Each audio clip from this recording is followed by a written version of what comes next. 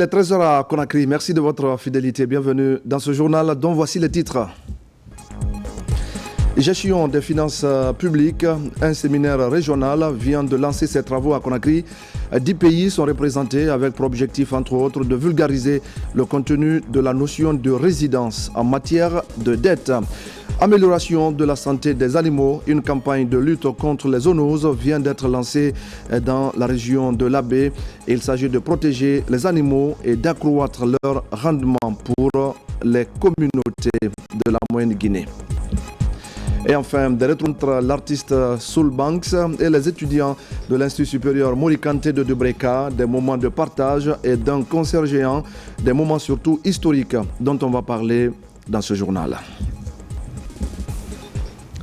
Voilà pour le sommaire. Bonjour à tous. Tout d'abord, la carte d'identité nationale et l'extrait de naissance biométrique sont désormais gratuits en Guinée. La mesure est mise en œuvre par le ministre de la Sécurité et celui de l'administration du territoire.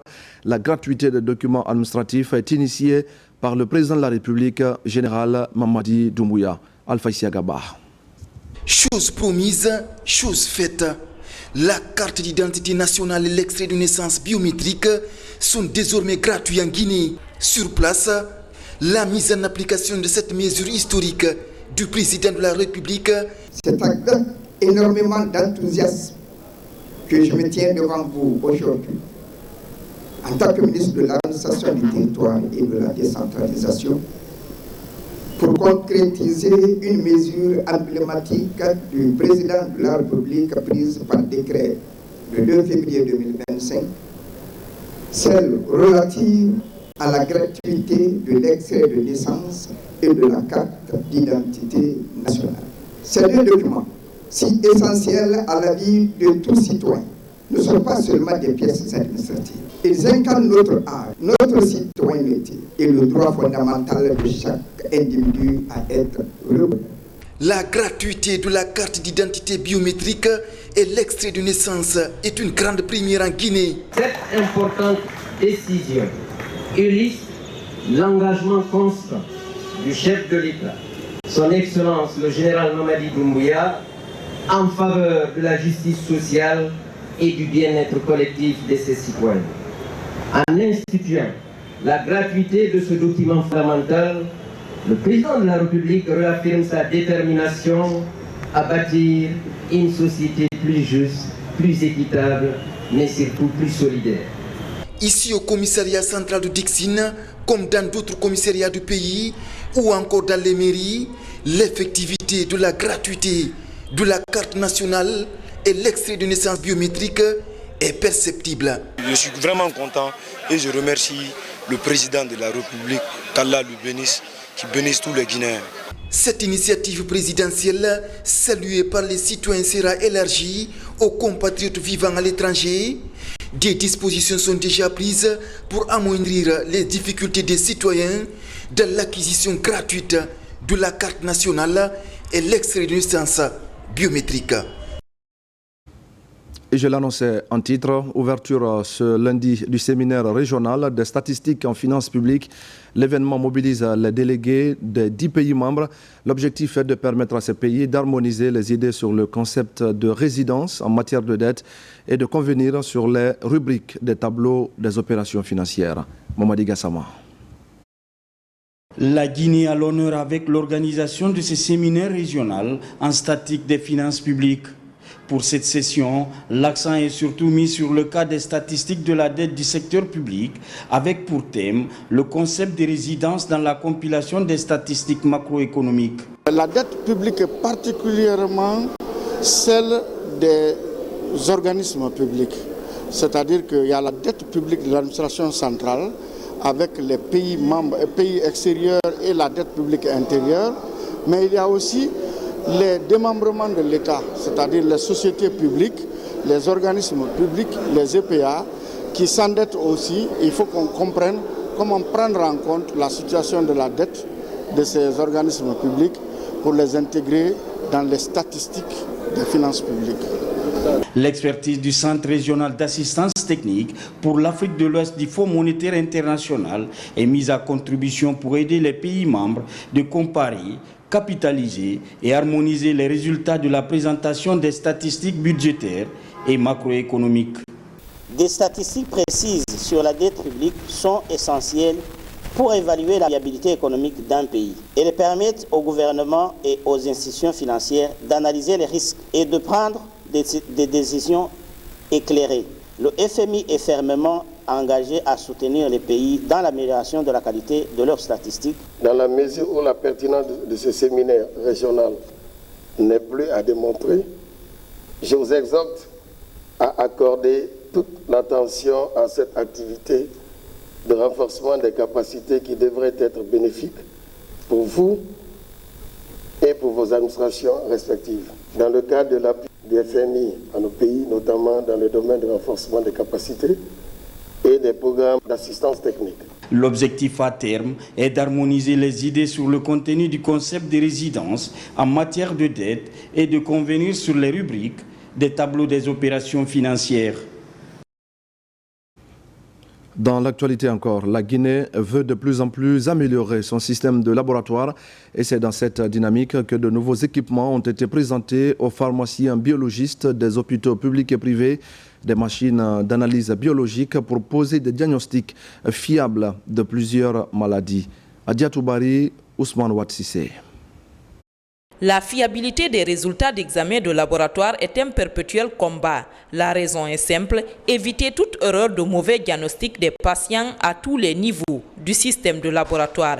Pour révolutionner et qualifier davantage les examens biologiques, de nouveaux équipements de diagnostic sont présentés. Au nombre de 6, dont le semi-automate pour un test urinaire, chacune des machines intègre des innovations. Aujourd'hui aussi, j'ai apporté quelque chose de particulier qu'on appelle HumaVision, qui est une innovation dans le domaine. C'est le tout premier appareil microscopique urinaire portable.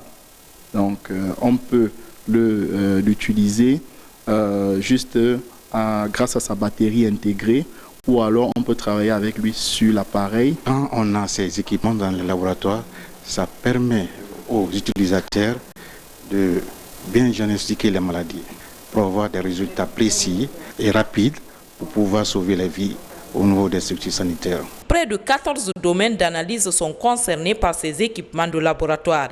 Ils permettent de réduire le temps de diagnostic de nombreuses pathologies, notamment infectieuses, avec une autonomie en énergie pour les zones rurales. Je pense que cette initiative elle est à saluer parce que c'est une initiative qui vient renforcer nos efforts dans les structures sanitaires pour le renforcement de la qualité de nos prestations au niveau des laboratoires. L'acquisition de ces équipements de biologie va être une avancée majeure dans le domaine du système de laboratoire national. Syriecom Guinée et son partenaire Human Diagnostic œuvrent pour la mise à disposition des machines ainsi que la formation du personnel à son utilisation élargie à la maintenance. Le comité technique régional de la santé ouvre également ses portes à Kankan. C'est le rendez-vous des acteurs et partenaires pour corriger certaines insuffisances au sein des structures sanitaires de la savane guinéenne. Des progrès encourageants sont aussi affichés pour améliorer les indicateurs. Diamo Kaba est sur place. Au compte du deuxième semestre de l'année 2024, Kankan accueille le rendez-vous sanitaire régional pour corriger des imperfections. À la bibliothèque, Lancine et Williams, les regards se croisent pour valider un nouveau plan de travail, exercice 2025.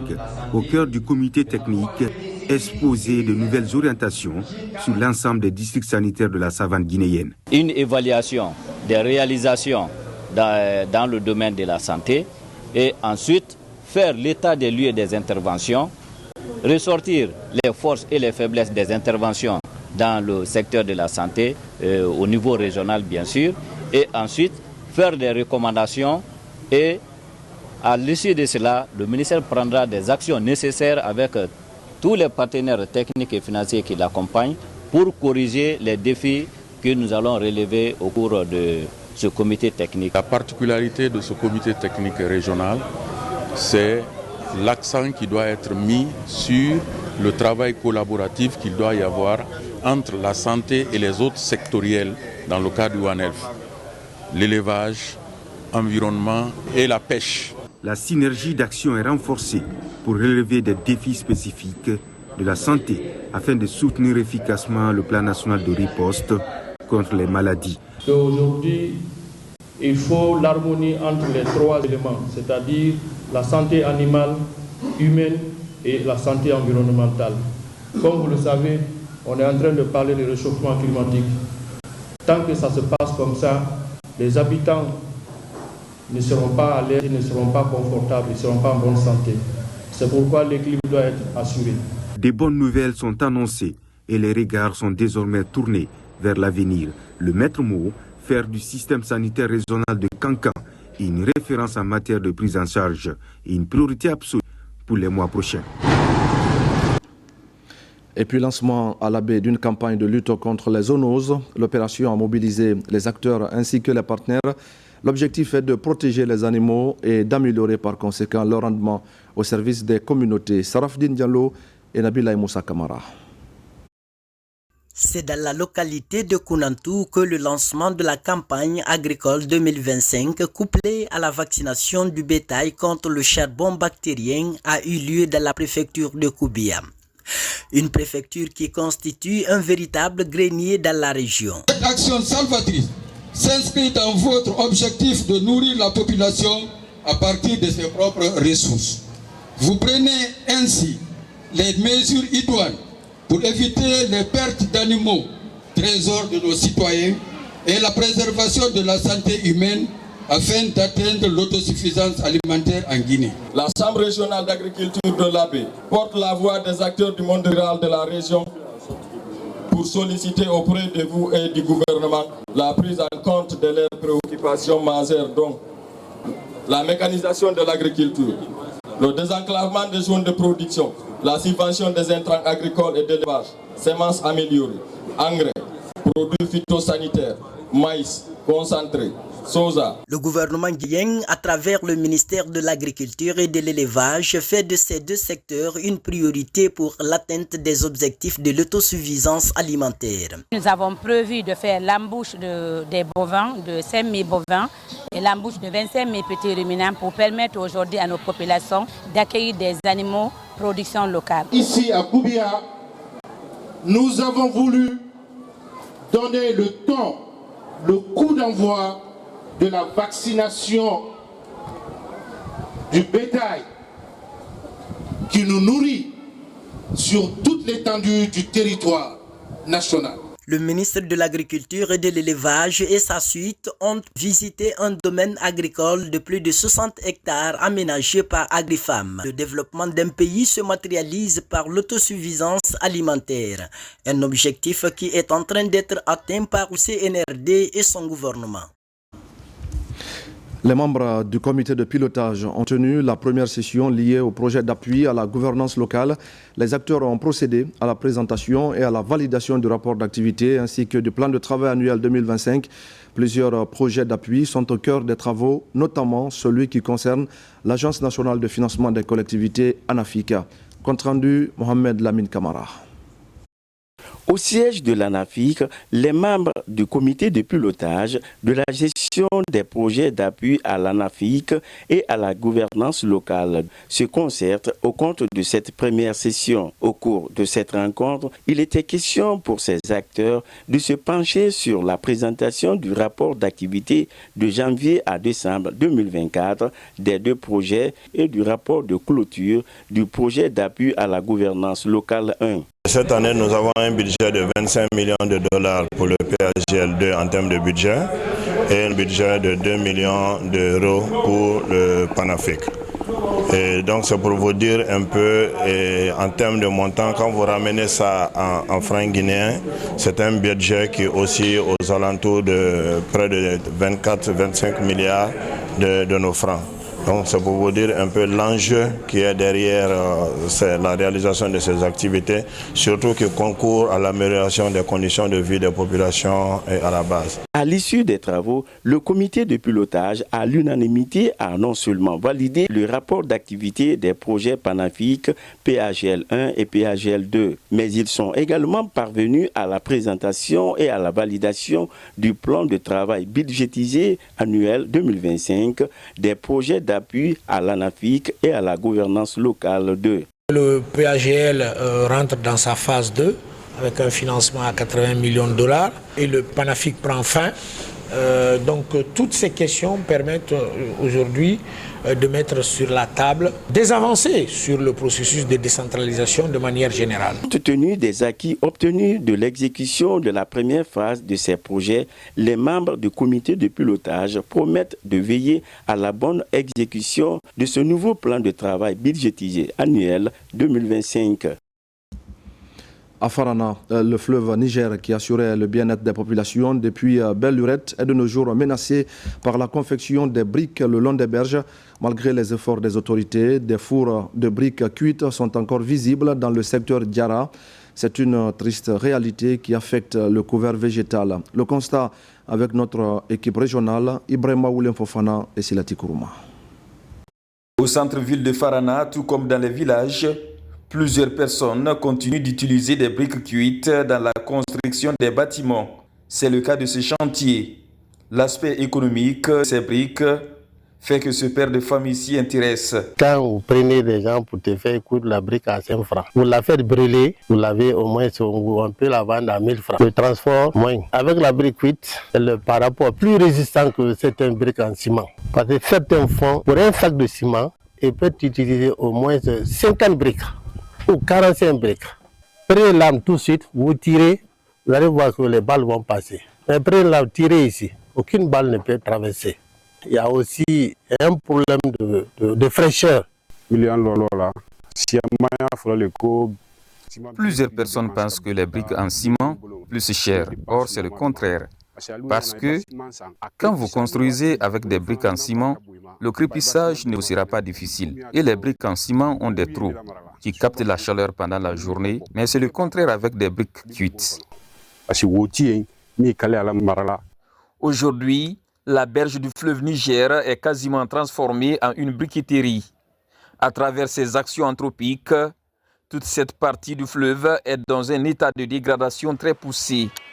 L'environnement est aussi menacé de disparition. Le mois passé, nous avons fait une mission de répression dans ce secteur Diara où nous avons saisi 20 brouillettes, une moto TVS, un vélo, 2 motoculteurs, pioches, des pelles, des dabas qui sont mises à la disposition de la justice. L'unité régionale de la lutte contre la criminalité des espèces de faune et de fleurs a saisi le procureur et nous attendons le jugement. Et ce matin, nous sommes venus voir s'il n'y a pas eu insistance de la part de ceux qui mènent ces activités. Nous avons trouvé ces fours en train d'évoluer et nous sommes là ce matin-là pour voir qu'est-ce qu'il faut. La galerie forestière est complètement détruite dans cette zone. Mais il faut retenir que c'est le seul site qui insiste encore. Et nous avons demandé aux services techniques, notamment la section des forêts faunes, de veiller sur ce site. Tout ce qu'on trouve ici seront saisis et mis à la disposition de la justice.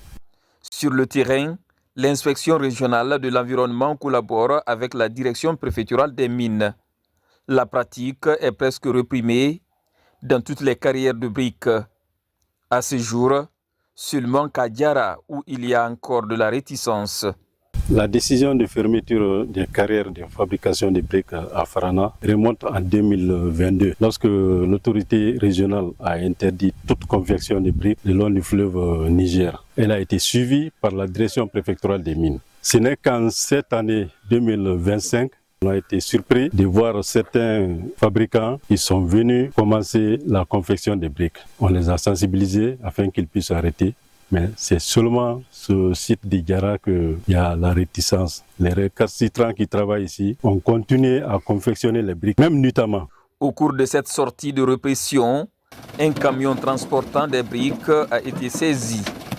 Le débarquement est aussitôt fait et des interpellations par les agents de l'inspection régionale de l'environnement en ont suivi. Je transporte 1000 briques à 250 000 francs. Je paye mes apprentis et avoir aussi la recette. Tout le monde doit s'impliquer dans le cadre de la protection de ces cours d'eau. Parce que c'est un bisou pour nous. Quand vous partez par exemple dans la zone de Botier, vous trouverez les mines de bauxite. Vous partez dans la région de Kankan, il y a les mines d'or. Vous partez à Zérekore, il y a les mines de fer. À Farana, la seule ressource, c'est le fleuve et son bassin. Ces ressources naturelles doivent être préservées, protégées dans le cadre du bien-être de la population guinéenne. Pour rappel, le fleuve Niger prend sa source à Farana dans la sous-préfecture de Kobikoro à Bakando, au moins à 170 km du centre-ville.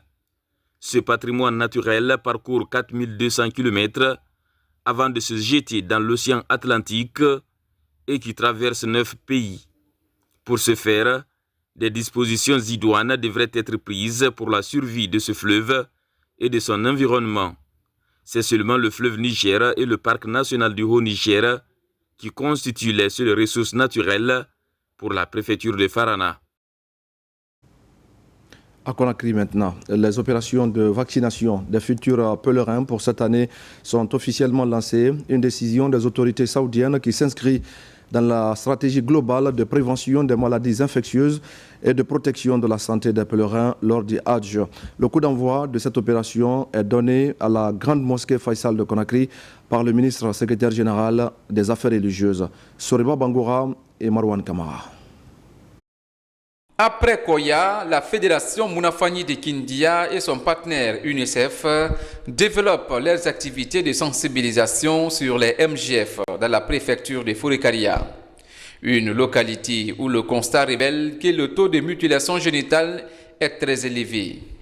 Cette initiative de la FMK et son partenaire favorise la participation des structures communautaires et des élèves. Fourekaria constitue la deuxième étape de cette campagne de sensibilisation de masse allant dans le cadre de l'habilitation communautaire afin que les gens soient conscientisés des conséquences des mutilations génitales féminines. Des démonstrations théâtrales, une autre alternative pour renforcer et faciliter la communication entre ces défenseurs des droits de l'homme et la communauté.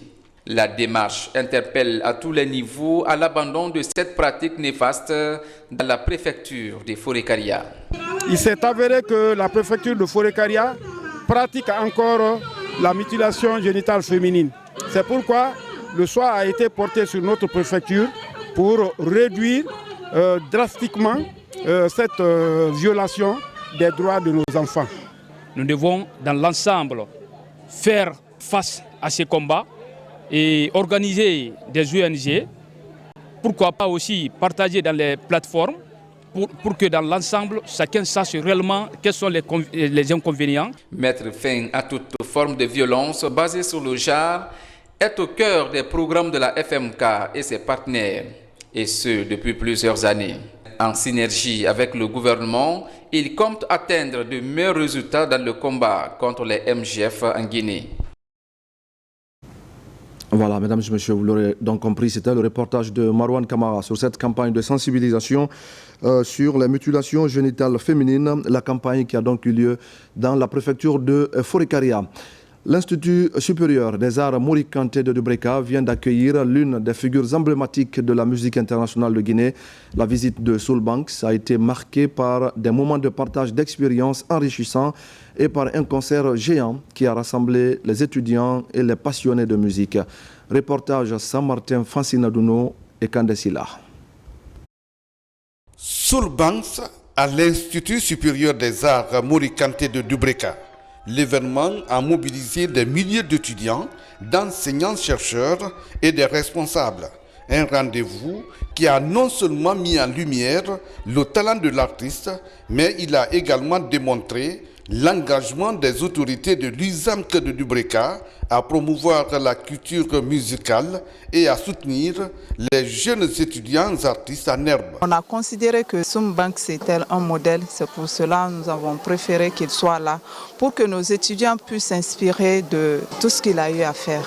La journée a débuté par une séance de partage où Soul Banks a échangé avec une trentaine d'étudiants de la filière musique et musicologie sur son parcours musical de façon générale. C'est important parce qu'aujourd'hui, aux yeux du monde de la musique guinéenne, on est considéré un peu comme une référence. On a aussi ce droit de faire une sorte de retour de connaissances, même si on continue encore d'apprendre des choses. Mais on a une petite expérience au moins qui peut profiter à pas mal de gens. On a reçu l'invitation, je pense qu'il y a de cela 1 an et quelques. Donc on était en train de s'organiser à comment pouvoir rendre ça possible. Dieu faisant grâce, aujourd'hui cela est possible. Donc vraiment ça nous fait plaisir d'être là. Soul Banks a collaboré avec les étudiants musiciens pour des sessions de création musicale. L'énergie était palpable alors que les participants ont eu l'opportunité de travailler directement avec l'artiste. On a invité Soulbems. Généralement, quand on fait de la musique, ce que nous faisons ici de façon générale, nos familles pensent que nous faisons du n'importe quoi. Quand on vous dit tu es orienté à l'ISAG, c'est toute une autre chose qu'on te dit et c'est des fainéants qui sont là. Donc nous on s'est dit qu'il faudrait inviter des gens comme Soulbems pour venir éclairer cela. En plus d'inspirer les étudiants, le séjour de Soulbems ici à l'ISAMT de Dubreka a renforcé l'importance de la musique comme moyen d'expression et de connexion. Et voilà, mesdames et messieurs, c'est la fin de ce journal. Merci à tous de l'avoir suivi. Restez pour d'autres actualités à 17h de la Guinée, notre paradis, terre de richesse et d'innovation.